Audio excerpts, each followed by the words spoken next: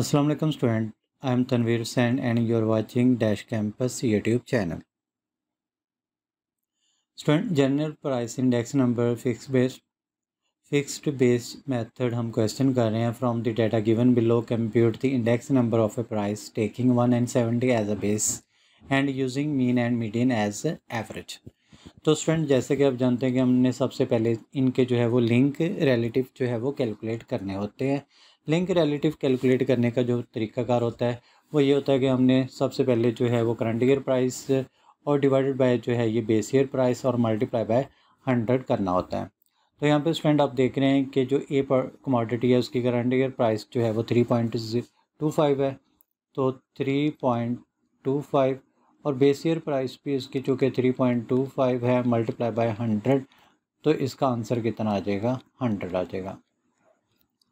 दूसरी कमोडिटी है जिसकी करंट ईयर प्राइस जो है वो 3.44 है और बेस ईयर प्राइस जो है वो 3.25 मल्टीप्लाई बाय 100। तीसरी जो कमोडिटी प्राइस है वो बताई हुई है 3.50 और बेस ईयर प्राइस जो है वो 3.25 ही लेनी है मल्टीप्लाई बाय 100।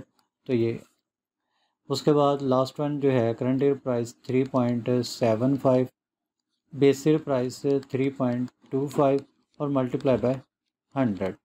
तो अभी ये तमाम वैल्यू को क्या करते हैं कि हम इसको सॉल्व कर लेते हैं। तो यहाँ पे मैं कैलकुलेटर ओपन कर लेता हूँ, आप इनकी कैलकुलेशन देख लें। यहाँ पर पहला जो है वो 3.44 मल्टीप्लाई बाय जो है ये 100 और जो आंसर आया उसको डिवाइड करना है 3.25 से, तो इसका आंसर क्या आ गया 105.85। तो यहाँ पर इसका जो आंसर लिख लेते हैं 105.85 आ जाएगा। इसी तरीके से जो दूसरी वैल्यू है उसको भी आंसर लिख लेते हैं, उसका आंसर आ जाएगा 107.69 आ जाएगा और लास्ट वन का जो आंसर आ जाएगा वो 115 पॉइंट जो है वो 38 आ जाता है। इसी तरीके से दूसरे का भी यहाँ पे सॉल्व कर लेते हैं। यहाँ पे जो करंट ईयर प्राइस है वो 2.50 है, 2.50 और बेस ईयर प्राइस भी 2.50 मल्टीप्लाई बाय 100, तो इसका आंसर क्या आ जाएगा 100 आ जाएगा। दूसरे का जो करंट ईयर प्राइस है वो 2.80 और बेस ईयर प्राइस जो है वो 2.50 मल्टीप्लाई बाय 100, तो इसका जो आंसर कैलकुलेट कर लेते हैं।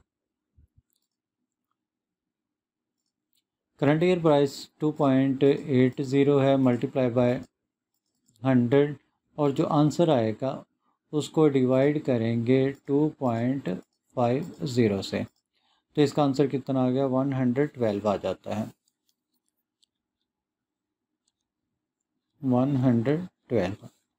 इसी तरीके से तीसरी जो करंट ईयर प्राइस है वो कितनी है 2.00 बेस ईयर प्राइस इसकी 2.50 मल्टीप्लाई बाय 100, तो स्टूडेंट इसका जो आंसर आ जाएगा वो हमारे पास क्या आ जाएगा वो 80 आ जाएगा।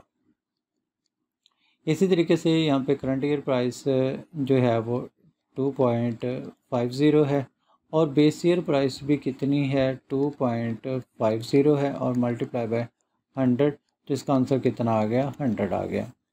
इसी तरीके से सी कमोडिटी का जो करंट ईयर प्राइस है वो 0.20, बेस ईयर प्राइस भी इसकी जो है वो 0.20 मल्टीप्लाई बाय 100, तो इसका आंसर कितना आ गया 100 आ गया। दूसरा इसका जो करंट ईयर प्राइस है वो 0.22 है और बेस ईयर प्राइस जो है वो 0.20 है और मल्टीप्लाई बाय 100, तो यहाँ पे स्टूडेंट इसका जो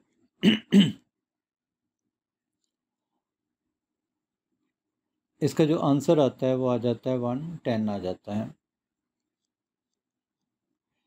तीसरे में करंट ईयर प्राइस 0.25 है और बेस ईयर प्राइस जो है वो 0.20 और मल्टीप्लाई बाय 100, तो इसका जो आंसर आ जाता है वो 125 आ जाता है। लास्ट वन जो है करंट ईयर प्राइस, अगर आप यहाँ पे देखते हैं तो कितनी है, 0.25 है, 0.25। बेस ईयर प्राइस 0.22 और मल्टीप्लाई बाय 100, तो इसका भी आंसर कितना आ जाएगा, 125 आ जाता है। फोर्थ डी कमोडिटी है, करंट ईयर प्राइसेस की जो है वो 0.06 डिवाइडेड बाय 0.06 मल्टीप्लाई बाय 100, तो जो है स्टूडेंट इसका आंसर आ जाता है 100 आ जाता है। नेक्स्ट इसके सभी का जो है आंसर कितना है, जो कि सभी की जो कमोडिटी है वो सेम है, तो इनका सभी का जो आंसर कितना आ जाएगा, 100 आता जाएगा। अब स्टूडेंट हमने इंडेक्स मीन मालूम करना है। आप जानते हैं कि मीन क्या होता है, कि मीन क्या होता है कि इन तमाम वैल्यू को जमा करेंगे और इनकी जो तादाद है, जो नंबर है, नंबर ऑफ़ वैल्यू, इनसे डिवाइड करेंगे। तो यहाँ पर जो है ये 400 डिवाइडेड बाय 4, तो इसका आंसर कितना आ जाता है, 100 आ जाता है।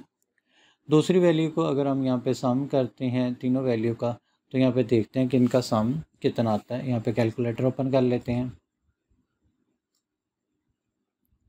यहाँ पर पहली वैल्यू जो है वो स्टूडेंट कितनी है, वो है 105.85 प्लस जो दूसरी वैल्यू है वो कितने 112 प्लस तीसरी जो है वो 110 प्लस फोर्थ वाली वैल्यू 100 है।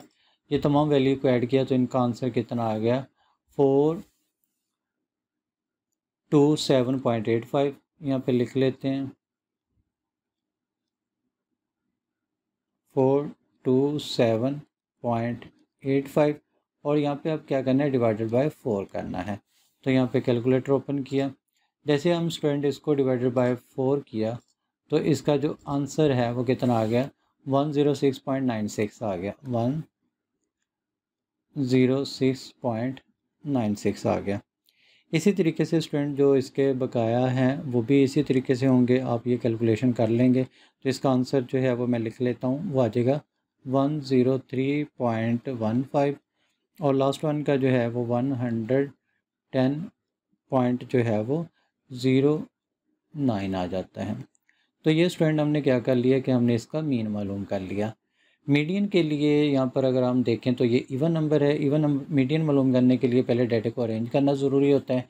मैं पहले डाटे का जो है मीडियन वो क्या होगा, वो तो एज इट इज़ ही 100 आ जाएगा। दूसरे का मैं आपको बताता हूँ कि कैसे होगा, कि सबसे पहले हमने इसको अरेंजमेंट कर लेना है। तो अगर हम इसकी अरेंजमेंट करते हैं तो पहली वैल्यू क्या आ जाती है, वो 100 आ जाती है। दूसरी वैल्यू जो है वो 105.85 आ जाती है और तीसरी वैल्यू जो है वो 110 और चौथी वैल्यू जो है वो 112 आ जाती है। तो स्टूडेंट इसकी जो मीडियन है, मिडल वैल्यू कितनी है, ये 2 है। इन दोनों का हम क्या कर लेते हैं, सम कर लेते हैं। तो यहाँ पे 105 प्लस